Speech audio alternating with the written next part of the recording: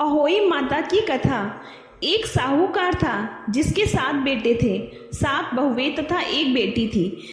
दिवाली से पहले कार्तिक वदी अष्टमी को सातों बहुएं अपनी इकलौती ननद के साथ जंगल में खदान में मिट्टी खोद रही थी। स्याहू की मात थी।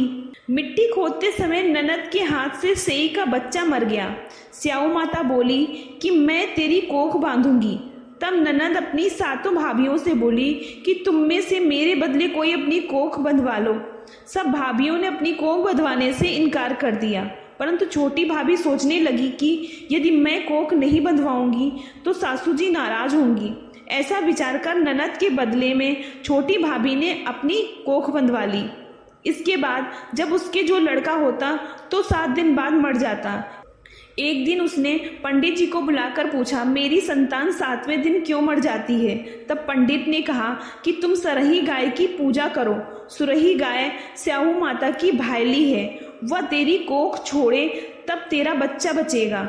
इसके बाद वह प्रातः सुबह उठकर चुपचाप सुरही गाय के नीचे सफाई आदि कर जाती।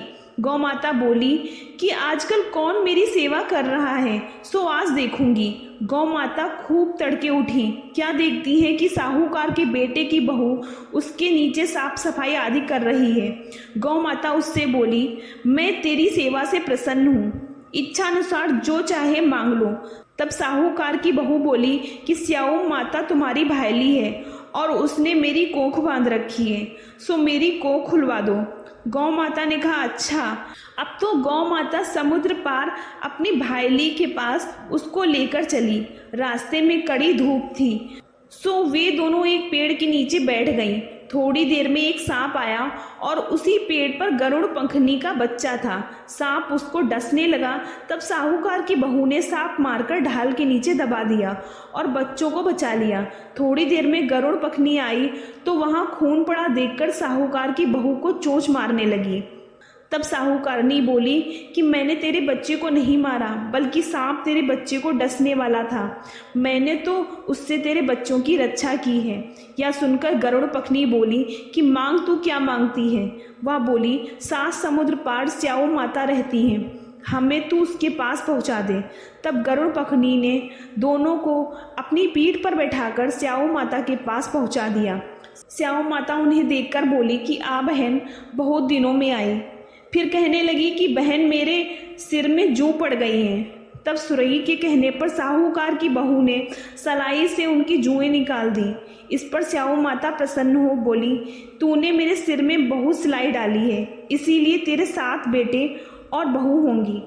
वह बोली, मेरे तो एक भी बेटा नहीं, 7 बेटे कहाँ से होंगे? स्याहू माता बोली, वचन दिया, वचन से फिरूं तो धोबी के कुंड पर ककरी हो।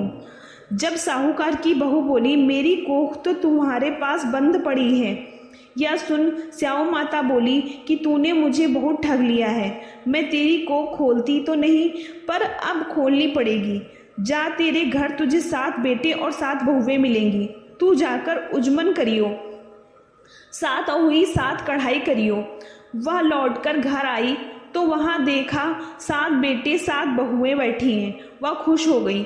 उसने 7 अहोई बनाई, 7 उजमन किए तथा 7 कढ़ाई की। रात्रि के समय जेठानियां आपस में कहने लगी कि जल्दी जल्दी नहाकर पूजा कर लो, कहीं छोटी बच्चों को याद करके रोने लगे। थोड़ी देर में उन्होंने अपने बच्चों से कहा, अपनी चाची के घर जाकर देखा कि आज वह अभी तक रोई क्यों नहीं। बच्चों ने जाकर कहा कि चाची तो कुछ मार रही है, खूब उजमन हो रहा है। यह सुनते ही जेठानियां दौड़ी दौड़ी उसके घर आई और आकर कहने लगी, तूने कोख कैसे छुड़ाई? वह बोली, तुमने तो कोख बंधाई नहीं, सो मैंने कोख बंधा ली थी। अब स्याहू माता ने कृपा करके मेरी कोख खोल दी है। स्याहू माता ने जिस प्रकार उस साहूकार की बहू की कोख खोली, उसी प्रकार हमारी भी खोलियो।